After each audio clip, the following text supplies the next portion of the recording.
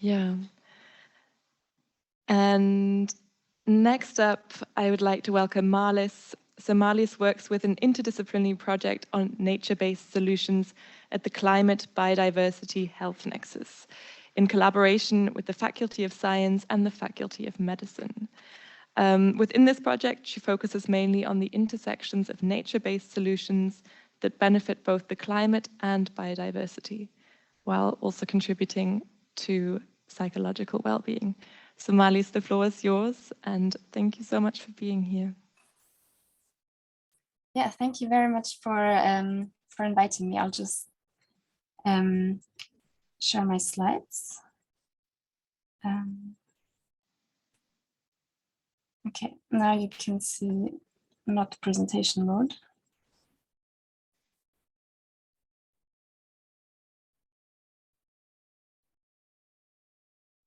Do you see my slides now, but not my notes, or do you see everything? We see just your slides. Okay, wonderful, perfect. Was there a comment? Okay, anyway, I will just start.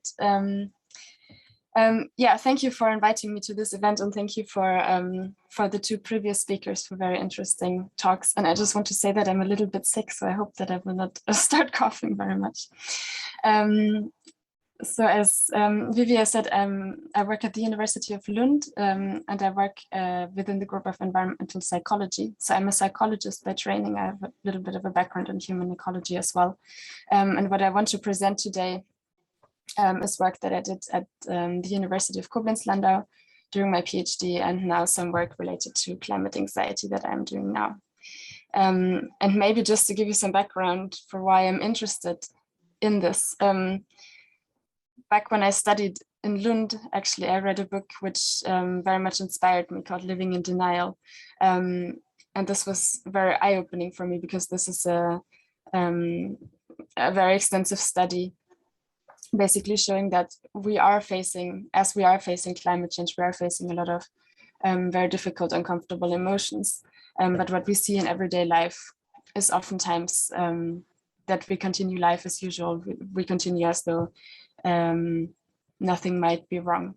And emotions do not seem to have such a strong effect on how we actually act. And this was something that very much fascinated me to kind of try to understand self-protective mechanisms that we might use in order to cope with climate change. So this is a bit of a background of where I'm coming from. But I wanted to start with kind of exploring different triggers for anxiety and to kind of set the scene of what kind of anxiety I am talking about. And to just start out with, we can imagine that we can encounter climate change in different ways. We can be exposed to climate change in different ways. And I guess what most of us think about intuitively when we hear about climate anxiety is that it's an anxiety that is related to some sort of direct experience of climate change. So the direct physical experience of the consequences of climate change, such as flooding or wildfires and so on. And we do find research that this experience of direct consequences of climate change is associated with the experience of climate anxiety, but these relationships are actually quite small, surprisingly, perhaps. So what I find quite interesting from a psychological point of view is that in the global north especially, we do experience consequences of climate change, but we also live very, very comfortable, privileged lives where we're very much protected also from physical consequences, at least today. So what this anxiety often stems from is actually more of a social representation of climate change, some sort of interpretation of what is going on in the world instead of a direct physical experience. This is not to say that the direct physical experience might not become more relevant for people in the global north. It is also not to say that for people in the global south, social representation might not be important. But I think it is quite interesting to distinguish between these different paths of exposure just to understand anxiety a bit better. And in psychology, when we talk about interpretation or social representation or evaluation of an event, that's what we call appraisal.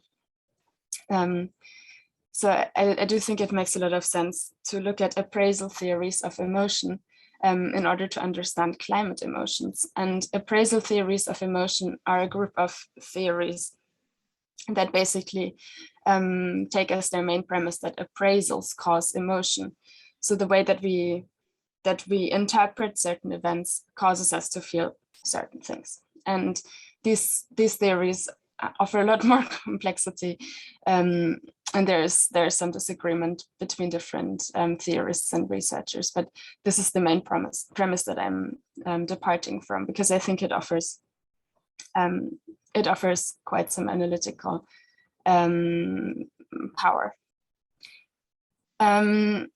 So within these theories, what is assumed is that there is some sort of event or a situation, and we appraise this event, and that causes us to feel a certain emotion. But this appraisal isn't just any kind of random evaluation of the event, but it actually follows a certain pattern. And here I'm following work by Richard Lazarus, who suggests that there are 6 different dimensions. And I think these dimensions can help us to really grasp the character of climate anxiety. And here I want to stress that we have heard that climate anxiety is often used as an umbrella term for a large range of emotional experiences that we can have. And what I am talking about now is really the character of anxiety. So eco-anxiety or climate anxiety specifically, as a discrete emotional experience. So the first dimension that Lazarus talks about is goal relevance. And if we apply this to climate change, one could ask, how important is climate change to you?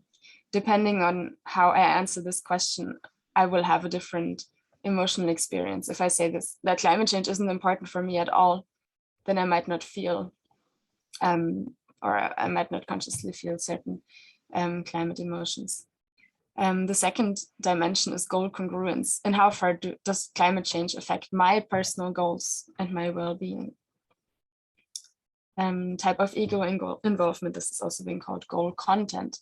If climate change does go against my goals, what kind of goals are these? Is it something existential? Do I see that my social status might be threatened, and so on? So this is the first group of appraisal dimensions that Lazarus proposes, that are related more to the character of the situation, and the second group relates more to coping, what we think that, or what I think that I can do with this situation. So the first dimension within this group of evaluations is blame or credit for an outcome. Who, if anyone, is responsible for climate change? Depending on how I answer this question, I will feel different emotions, and I will show what this looks like for anxiety. Coping potential, and how far do you believe that you can change climate change for the better? If I don't believe that I can do anything, then I will feel different things than if I do believe that I have the capability of coping, of acting. And future expectations, and how far do you believe that climate change will work out favorably or get worse? This will also influence very much what I will feel. So if we take these questions and we apply them to anxiety, then we get a very characteristic pattern. And this is a very extreme depiction here. And just to remind you that I'm really talking about a discrete emotional experience of anxiety. So Lazarus says that anxiety is facing uncertain existential threat. So if we go through these different patterns, in the case of eco-anxiety or climate anxiety, we do think that there is a very important or relevant problem. This problem is threatening. Perhaps no harm has been done yet, or some harm has been done. But in general, it is threatening my goals. And these goals are existential meaning, existential ideas. And this is really important to keep in mind for the cognitive character of anxiety. If I would believe that something was harmful or some harm had been done, then I would probably experience more sadness rather than anxiety. And if we move on to this, to the right, onto secondary appraisal, then it is very difficult to assign blame or credit for this problem or for the outcome. And here some of you might disagree. Maybe for some of you it might be excuse me, very clear, like it is big corporations that cause climate change and that are responsible, or others might argue it is industrialized countries that have historically emitted very, very large amounts of CO2. Yet others might say that climate change is an anthropogenic problem. That means we are all responsible. I am responsible. So there are many different answers that one could give to the question of who's responsible. Is there any blame to assign or credit to give? But the anxiety is actually characterized by a very fuzzy, unclear answer here. Coping potential is usually appraised as quite low. So anxiety is characterized by a sense of powerlessness. And future expectation is things will get worse, but it is a bit unclear how they will turn out and exactly what it will look like. So uncertainty is another key ingredient to characterize anxiety. And a lot of times, or from the literature, we know that action tendencies associated with climate anxiety, with anxiety, might be to withdraw or to flee from a situation. So it might look like this if we have someone that says climate change is a really, really big problem and we need to change and we need to do all of these things. Then what might happen is that we feel uncomfortable, and if we do not have the resources to cope in more proactive ways, we might actually say, no, this can't be true, and you might be wrong, and I'm putting up my shield of safety here. And this was something that we were interested in evaluating if this was the case in the context of climate anxiety as well, if people do put up their guards. So we conducted a large-scale study in Germany with more than 1,000 people. It was representative for age and gender, and it was published last year. And what we did was we first looked at relationships with climate denial and self-protection. So looking at whether climate anxiety might actually be, or whether climate denial might be understood as an emotion-focused way of coping with climate anxiety, meaning using denial or other self-protective strategies to down-regulate the anxiety so that we don't have to feel it very much. And I will not go into too much detail here, but we used some sort of taxonomy of climate denial that describes climate denial on a lot of different dimensions, ranging from very literal, the denial that climate change even exists, that anthropogenic climate change exists, up to more subtle forms where we look at denial of guilt or other more self-protective strategies, such as avoiding climate change in everyday life, which also might have positive, might also be positive for us. And I think I will skip over this because I don't have so much time, and we'll jump straight into what we found. So what we found was that climate denial and climate anxiety were actually negatively associated. So what that means is that people who report higher levels of anxiety report lower levels of most forms of climate denial. And this could indicate that climate denial might be successful at downregulating anxiety.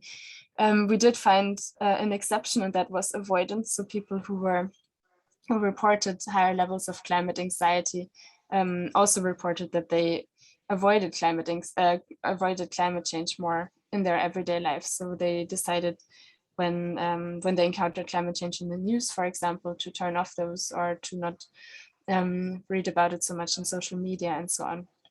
What this might indicate is that certain strategies of denial might be more or less successful to numb the emotional experience. And then again, avoidance might have very constructive elements to it and might actually be quite positive. And we see in the literature on anxiety that people who are anxious also tend to avoid the triggers of their anxiety. Now, one might think actually climate denial or climate self-protection or these kinds of things might not be so harmful. Why would we even care? Because most people aren't engaging in systematic climate denial as the Heartland Institute, but they might just manage to shut out climate change enough from their everyday lives to function. But this might actually not be might not be so positive all the time. So we looked at relationships of climate denial and pro-environmental behavior in another study. And what we found was that those who use different kinds of self-protection or different kinds of climate denial also reported that they engaged in less pro-environmental behavior. And this was especially the case when their psychological needs were not satisfied. So that means that when people had less psychological resources to cope in more proactive ways, they also didn't engage in pro-environmental behaviors. But it has been suggested in the other talks that climate anxiety might not actually always be associated with this kind of self-protection. There was a lot of talk about collective action as well. And if we consider that climate anxiety might not only be something where we feel uncomfortable, but it might also be something that indicates to us that we do care about what's going on in the world, that there are important signals. Perhaps we think that it is okay to feel uncomfortable. Perhaps we think we're not alone and that we can do something or want to do something. Then climate anxiety might be associated with taking action. So taking action might be a more problem-focused way of coping with uncomfortable emotions in relation to climate change. What that means is I might take action and through taking this action, I'm doing something about the problem, but I'm also doing something about my emotional experience because I'm getting active. We know from earlier literature that perceiving threat and worry about climate change can actually motivate support of climate action and policies.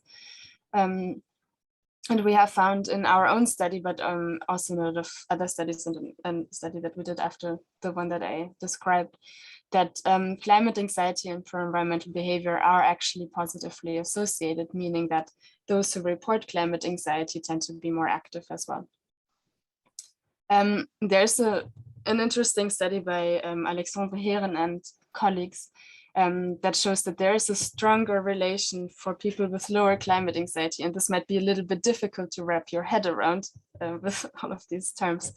But what they showed was that for those who had medium-low levels of anxiety, they tended to engage a lot in action. And for those who had no anxiety, there was not so much action. And those with very high anxiety, they also engaged in less action. So there might be some sort of optimal level of anxiety for action. And this makes a lot of sense because anxiety also drives us to do something about a problem or might motivate us to do something about a problem. But if anxiety is too strong, then it might be paralyzing rather than driving us to take action.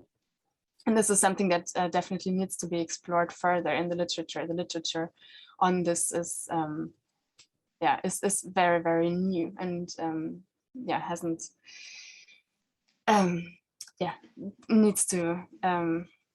needs to be developed.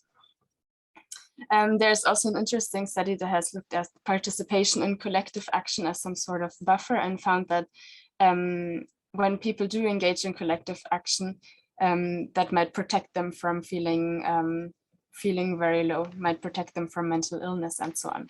So collective action, might be a very positive way of coping with anxiety.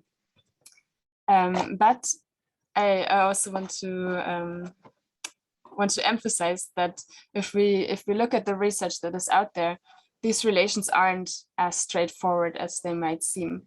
There are actually studies that find no relationship between climate anxiety and action. There are a lot of studies that find mixed relations. So they might find that a certain aspect of the anxiety is related to a certain kind of behavior, but not across the board. And I think this is something that is very, very important to keep in mind. And also considering the literature that we have right now, anxiety is understood or is measured in different in different ways, and it is different kinds of behaviors that are considered. Sometimes it is individual actions that people might take. Sometimes it is collective action. Sometimes it is policy support. Sometimes it is the intention to act rather than acting itself, because acting itself is difficult to assess in questionnaires and so on. So there is a lot of potential here to develop research further. And cultural backgrounds and socio-material contexts certainly play a role here. I just wanted to briefly go into a third type of coping with anxiety, because what I have presented now was some sort of emotion-focused coping using self-protective strategy. Emotion-focused coping can also be very constructive when it is other strategies that are being used. I talked about problem-focused coping in the shape of action. And there's meaning-focused coping, which means constructing meaning and significance. And this is a really interesting strategy that Maria Ujala from Örebro has focused on a lot. And what this strategy entails is that positive or more pleasant emotions get activated instead of getting rid of the negative emotions. And this is especially relevant when people are confronted with long-term or existential stressors, such as climate change. Climate change isn't something that one individual can solve. It is also not something that that will be solved overnight, but it is something that we need to live with, and it is an existential threat. And what Maria has found is that when people do engage in meaning-focused coping, it might protect from lower well-being, and it is associated with environmental behavior. So it might be a very constructive way of coping with climate anxiety. And I think I'm running out of time, so just to give a very, very brief summary. If we are confronted with the threat of climate change, we often tend to feel uncomfortable, which is a normal response when we are confronted with threat. This might be associated with us wanting to withdraw, putting up a shield of safety, especially when we don't have a lot of psychological resources to cope more proactively. But we're also able to perhaps construct meaning to reinterpret what our anxiety might mean, which might be associated with more action.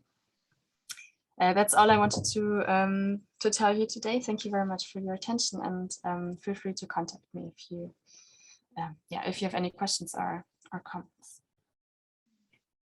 Thank you so much, Marlis, for being with us. Again, a sort of loud but silent applause your way.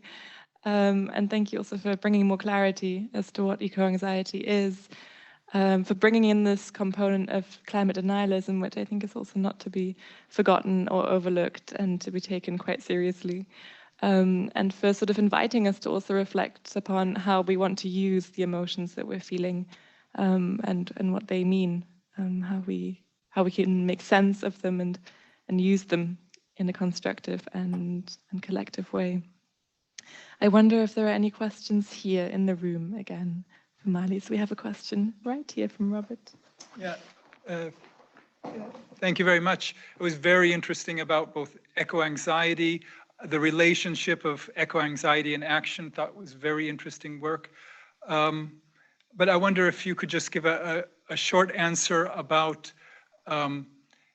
Sweden had one of the highest rates of awareness about climate change.